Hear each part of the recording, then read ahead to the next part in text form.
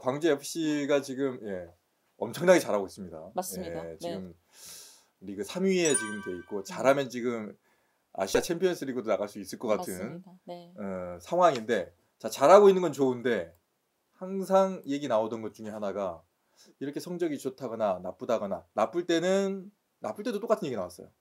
지원과 여건이 안 좋다. 구장 상태도 안 좋다. 근데 이번 좋을 때도 똑같은 얘기가 나오고 있습니다. 이렇게 좋은데도 안 좋다.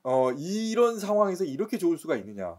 광주시가 어떤 특단의 대책이 필요하다. 이런 건데 시정질문에서 그 문제를 지적을 하셨다고요? 네, 맞습니다. 너무 이 실력이 좋은 구단임에도 불구하고 이런 시설 같은 문제들은 정말 열악하다 이런 부분들이 이슈가 많이 됐었습니다.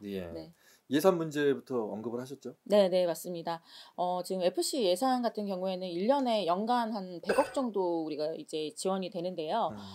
이 100억의 예산이 사실은 이제 이번에 또 성적도 좋고 하다 보니까 이게 되게 빠듯한 예산이에요. 그래서 이 예산에서 사실 올해 이 광주 FC가 광주은행에서 약 30억 정도를 차입을 했습니다. 그런데 이제 내년에도 같은 예산이 이제 배분이 되기 때문에 내년에는 30억을 갚고 시작해야 하는 거예요. 근데 이제 안타까운 것은 이 광주 FC의 이 차입 금액 상환 계획이 좀 선수를 이적시키고 소위 말해서 팔아서 맞습니다. 이적료로 이 금액을 상환하겠다. 이렇게 이제 계획을 세우고 있습니다. 이정효 감독도 이제 그 얘기를 했었어요. 이제 훈련 시설이라든가 또 선수들에 대한 어떤 지원 뭐 이런 것들에 대해서 조금 적극적으로 좀 해달라 이런 얘기를 했었거든요. 훈련 시설 면에서는 어떻습니까? 지금 이제 뭐 훈련장에 대해서 감독님 그리고 선수들 그리고 팬들은 지금 서명 운동까지 하고 있습니다. 훈련장이 가장 문제인데요. 원래 이제 FC를 위한 훈련장이 지어졌는데 2019년에 완공이 됐었어요. 근데 이 훈련장이 지금 좀 하자가 굉장히 큽니다. 그래서 훈련장 이 잔디 고사 문제와 배수 불량 문제가 계속 발생을 해서요. 여기에서는 이제 우리 선수들이 훈련하기에 좀 어려운 상황이에요. 그래서 한 2년 7개월 동안 6차례에 걸쳐서 하자 보수를 거쳤는데도 불구하고 완벽히 해결이 되지 않아서요. 이 부분에 대해서 이제 전면 잔디 교체가 필요한 상황입니다. 그런데 이 잔디 교체를 하는데 또 지연이 오래됐어요. 왜냐하면 광주시에서 직접 하고 구상권을 청구할 것인지 그 업체에 아니면 업체가 일단 이 하자 보수 공사에 책임을 질 것인지에 대한 그런 이제 결정 지연의 문제가 있었고요. 그런데 이제 그것만으로 문제가 끝나는 것이 아니고 이제 감독님과 선수들 그리고 팬들은 이제 FC만을 위한 전용 이제 훈련장을 좀 만들어줬으면 좋겠다. 우리 선수들이 마음 놓고 훈련을 할 수 있게라는 지금 그런 바람이 있으세요. 그 이유는 지금 우리 축구훈련센터 훈련장 같은 경우에는 FC 선수들이 한 면, 천연잔디 한 명을 사용하고요. 그다음에 인조잔디 한 면은 우리 이제 유소년 친구들이, 유소년 선수들이 사용을 하고 있는데요. 이렇게 사용을 하다 보니 이제 FC 선수들이 사실 천연잔디에서 저도 뭐 제대로는 몰랐는데 천연잔디에서 계속 연속적으로 훈련을 할 수가 없대요. 이 잔디를 쉬는 이제 시간을 줘야 하는 거예요. 그래서 이 축구훈련센터와 그리고 지금 축구 전용구장, 월드컵 경기장을 번갈아 가면서 선수들이 이제 사용을 해야 되는 문제가 있고 또 유소년 선수들이 이 인조잔디에서 사용을 하고 있기 때문에 굉장히 이 사람들이 왔다 갔다 자주 하는 거예요. 그래서 이제 전술 노출의 우려도 있다.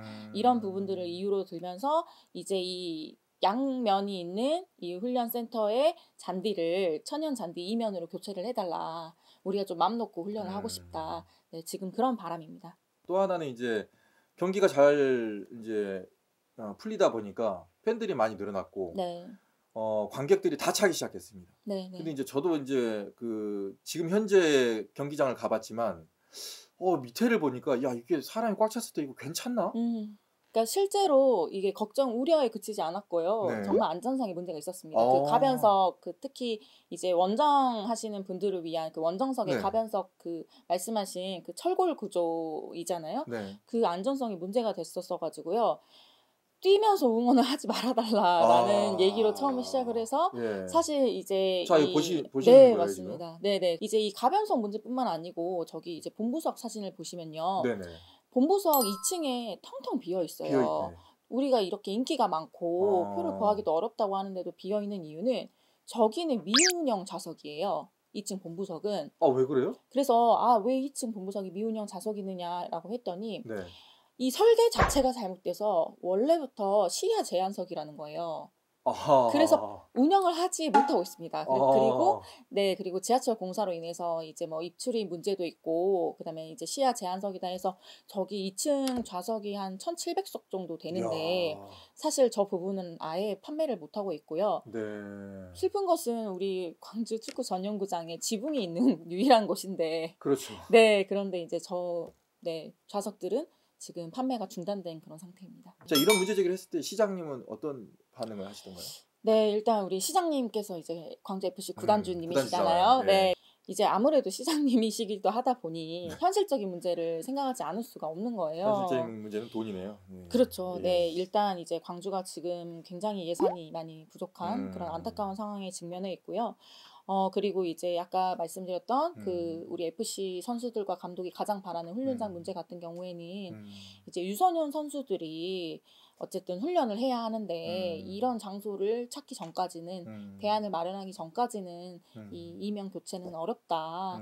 네, 이렇게 말씀을 하셨는데요. 이번에 이제 시정 질문을 통해서 좀 긍정적으로 검토해 보겠다. 네, 이렇게 답변 주셨습니다. 우리 FC 같은 경우에는 시민 구단의 한계가 분명히 존재합니다. 그래서 저는 우리 광주시에 있는 기업들이 좀 광주 FC에 적극적으로 후원을 좀 해주셨으면 하는 바람이 있어요.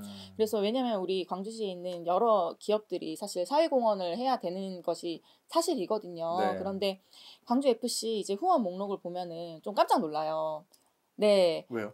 후원 기업도 많지가 않고 후원 금액도 많지가 않습니다. 이번에 이제 광주은행이 10억 정도 1년에 10억 정도 후원을 하기로 계약을 했는데요. 그것도 이제 겨우겨우 설득의 과정을 통해서 겨우 이제 설득을 했다라는 것을 들었습니다. 그래서 지금 이제 광주은행 유니폼에 광주은행이 딱 써져 있어요. 네.